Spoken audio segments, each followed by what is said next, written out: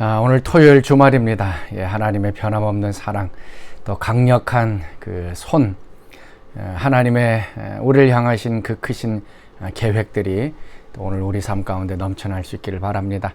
하나님께서 우리를 붙잡으시면 그 어떤 것도 우리를 흔들 수 없습니다. 하나님의 그 크신 팔에 안겨 사는 오늘 복된 하루 되길 바랍니다. 자, 오늘 토요일 날 우리에게 말씀을 전해 주실 선교사님은 태국에서 사역하시는 우리 서보은 선교사님입니다. 계속적으로 우리 선교사님 위해서 기도해 주시기 바라고, 또 태국도 지금 그 물난리로 인해서 또 많은 또 어려움을 겪고 있다고 합니다. 위해서 기도해 주시기 바랍니다. 자, 오늘 우리에게 주신 하나님 말씀 욥기서 11장 12절에서 20절까지 말씀입니다. 허망한 사람은 지각이 없나니 그의 출생함이 들나귀 새끼 같으니라. 만일 내가 마음을 바로 정하고 주를 향하여 손을 들 때에 내 손에 죄악이 있거든 멀리 버리라. 불의가 내 장막에 있지 못하게 하라. 그리하면 내가 반드시 흠없는 얼굴을 들게 되고 굳게 서서 두려움이 없으리니 곧 내 환난을 잊을 것이라. 내가 기억할지라도 물이 흘러감 같을 것이며 내 생명의 날이 대낮보다 밝으리니 어둠이 있다 할지라도 아침과 같이 될 것이요 내가 희망이 있으므로 안전할 것이며 두루 살펴보고 평안히 쉬리라. 내가 누워도 두렵게 할 자가 없겠고 많은 사람이 내게 은혜를 구하리라.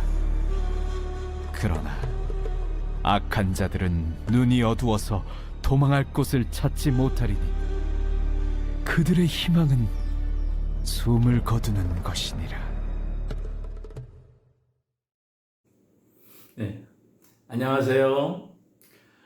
오늘은 고통에 대한 전통적인 견해를 벗어버리자라는 주제로 설교 말씀을 함께 나누기 원합니다. 욥은 온전하고 또 정직하고 하나님을 경외하며 악에서 떠난 사람입니다. 그러나 그는 감당할 수 없는 엄청난 고통을 겪게 됩니다. 그는 모든 재산과 자녀들을 잃고 또 온몸에는 악성 종기가 나타나서 질그릇 조각으로 자신의 몸을 벅벅 긁으면서 너무너무 고통스러워하고 있습니다. 그의 아내는 차라리 하나님을 저주하고 죽어버려라 라고 욕을 합니다. 하지만 그 어떤 고난보다 욥이 가장 어려워했던 것은 첫 번째, 하나님께서 하나님을 경외하고 사랑하는 그 종에게 어떻게 이와 같은 이 엄청난 고통을 허락할 수 있는가? 욥은 도무지 이해할 수가 없었습니다. 두 번째는 욥의 이 세 명의 친구들입니다. 욥의 세 친구 엘리바스와 빌닷과 소발이 찾아옵니다. 처음에는 그들은 마음을 다해서 욥이 당한 이 슬픔을 위로하고자 합니다.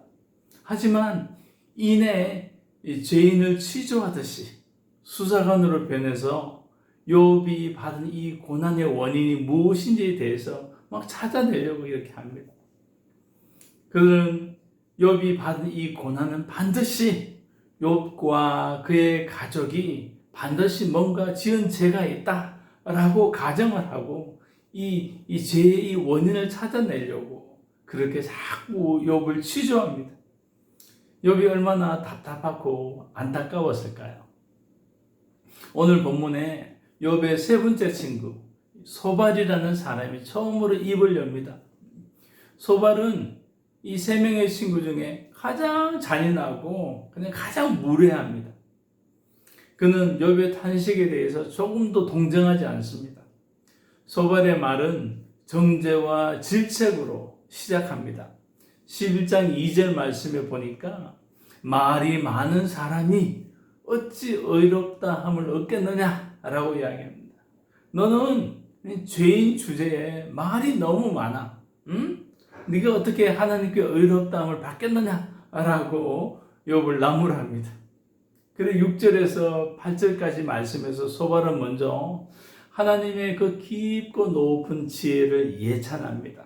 그러면서 이 도덕적으로 부패한 사람이 어떻게 이 깊은 하나님의 지혜를 이해할 수 있겠는가라고 이야기합니다. 세상에 이 욥을 도덕적으로 윤리적으로 문제가 있는 사람이라고 정죄해 버립니다. 그리고 11절에서 소발의 말은 정말 이 욥의 마음을 정말 아프게 합니다. 그는 이렇게 말합니다.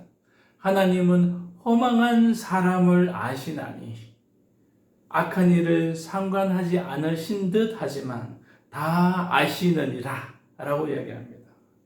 세상에 욥을 허망한 사람이라고 정죄합니다. 허망한 사람, 영어 성경에는 worthless man이라고 이렇게 나옵니다. 이 가치가 없는 사람. 너는 가치가 없는 인간이야. 응? 너 그거 알아? 하나님께서는 네가 저지른 죄를 다 아셔. 너는 가치가 없는 놈이야. 욥은 이렇게 정죄합니다. 정말 욥의 마음이 찢어집니다. 사랑하는 여러분, 말로 찌르는 것과 칼로 찌르는 것 둘 중에 어느 것이 사람을 더 아프게 할까요? 말로 받은 상처는 정말 지워지지 않는 것 같습니다. 말 한마디 잘못해서 관계가 깨어져 버립니다. 정말 말을 조심해야 되겠습니다. 즉 이 정죄의 칼로 무자비하게 친구를 찔렀던 이 소발은 13절과 14절에서는 이욥에게 회개하는 방법을 알려줍니다. 첫째, 너는 마음을 바로 정해라. 두 번째는 주님을 향해서 손을 높이 들라.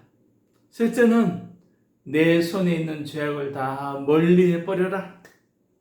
그 네 번째는 너의 이 집안에 있는 너의 집안에 이 불의가 없게 하라라고 회개하는 방법에 대해서 욥에게 이야기합니다. 아주 그냥 병주약적으로 다 하는 것 같아요. 그리고 15절에 그리하며로 시작합니다. 그리하면 네가 죄를 자백하고 회개하면 너의 어두움이 아침과 같이 밝게 될 것이다 라고 이야기합니다. 그리고 마지막 절 20절에 소발은 정말 잔인한 친구입니다. 그는 이렇게 말합니다. 그러나 악한 자들은 눈이 어두워서 도망할 곳을 찾지 못하느니라 라고 이야기합니다. 소발은 욥을 악한 자라고 정죄합니다. 너 악한 놈아. 너는 눈이 어두워서 너는 도망할 곳도 찾지 못할 거야. 그러니까 빨리 회개해. 빨리 죄를 고백해 라고 이야기합니다. 사랑하는 여러분, 욥의 마음이 얼마나 아팠을까요? 마치 그냥 법정의 한 장면을 보는 듯합니다. 욥은 이 피고인석에 앉아 있고 소발은 변호인석이 아니라 검사석에 앉아서 이 욥의 이 유죄를 증명하기 위해서 계속 그에게 죄를 고백해, 죄를 자백해라고 막 다그치고 있습니다. 사랑하는 여러분, 그렇지만 욥은 계속해서 자신의 결백을 주장하고 있습니다. 고통을 공감하려고 찾아왔던 친구이지만 이제는 정말 욥에게 씻을 수 없는 그 상처를 주는 가장 큰 아픔을 준 그런 존재가 되었습니다. 혹시 우리는 이와 같은 태도를 취하지는 않습니까? 저 사람이 어떤 큰 일이 당했네? 저 사람 분명히 뭔가 잘못한 게 있을 거야. 하나님 앞에 지은 죄가 있을 거야. 혹시 우리는 이런 생각을 하지는 않습니까? 이것이 바로 고통에 대한 전통적인 견해입니다. 즉, 고통은 죄의 결과라고 생각하는 것이죠. 욥의 이 세 친구들은 이 고통에 대한 이 전통적인 생각에 사로잡힌 나머지 계속해서 이 욥을 다그칩니다. 가족 잃고 재산 잃고 그의 너무나 아픈 그런 몸에 병이 생겨서 알아 누워있는 이 친구를 찾아와서 계속해서 죄를 자백하라고, 회개하라고 욥을 괴롭힙니다. 사랑하는 여러분, 때로는 애매하게 정말 비방을 받을 경우가 있습니다. 그때 너무나 억울하고 너무나 분합니다. 특별히 가까이 있는 사람으로부터 그런 애매한 고통을 받을 때는 정말 견딜 수 없이 너무나 고통스럽습니다. 사랑하는 여러분, 혹시 우리 주변에 고통 가운데 계신 분이 있습니까? 우리는 정말 이 소발과 같은 이와 같은 잘못을 하지 않았으면 좋겠습니다. 어떻게 할까요? 첫 번째, 우리는 이 고통은 죄의 결과라는 이 생각을 그냥 벗어버려요. 고통은 죄의 결과라는 생각을 벗어버립시다. 이해하지 못하는 건 애매한 고통이 있습니다. 정말 애매하게 받는 그런 정말 오해들과 고통들이 있습니다. 두 번째는 검사의 자리에 앉지 맙시다. 검사의 자리에 앉지 맙시다. 긍휼히 여기는 자는 긍휼함을 받을 것이요, 위로를 주는 사람은 위로를 받을 것입니다. 검사의 자리가 아니라 변호사의 자리에 앉아서 저 사람을 위로하고 저 사람의 평안을 구하는 우리가 되었으면 좋겠습니다. 그리고 세 번째는 공의와 사랑은 반드시 같이 가야 됩니다. 정말 하나님께서 우리의 죄에 대해서 정말 미워하시고 저주하셨습니다. 하지만 하나님께서 당신의 그 외아들로 하여금 그 저주의 잔을 우리 대신 마시게 하셨습니다. 공의와 사랑이 함께 가야 됩니다. 공의가 없는 사랑도 문제지만 사랑이 없는 공의도 문제가 됩니다. 우리 가정 가운데, 우리 직장 가운데, 이 삶의 현장 가운데 또는 교회 안에서 문제가 발생할 수 있습니다. 하지만 비난하고 비평하고 정죄하는 것은 너무나 쉽습니다.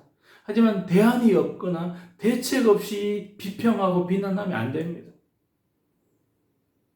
공의와 사랑이 함께 가야 되는 것입니다.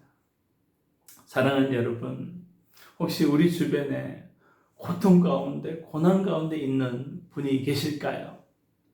오늘 우리 그분을 찾아가서 위로해 줬으면 좋겠습니다. 함께 애통해 주었으면 좋겠습니다. 정말 그분에게 정말 그분을 위로하고 그분에게 평안을 구하는 오늘 귀한 하루가 되기를 간절히 바랍니다. 우리 함께 기도하겠습니다. 하나님 아버지, 감사합니다. 오늘 귀한 말씀을 통하여서 정말 하나님, 정말 위로하는 자, 그와 함께 울어줄 수 있는 그런 마음을 갖기를 원합니다. 오 하나님 아버지, 긍휼히 여겨 주옵소서. 하나님, 우리가 고통 가운데 있는 분에게 그분을 위로하고 그분과 함께 애통함으로 하나님을 영화롭게 나타내기를 간절히 기도합니다. 성령 하나님, 오늘도 정말 깊이 동행해 주시기를 간절히 소원합니다. 감사하옵고 예수님의 이름으로 기도합니다. 아멘.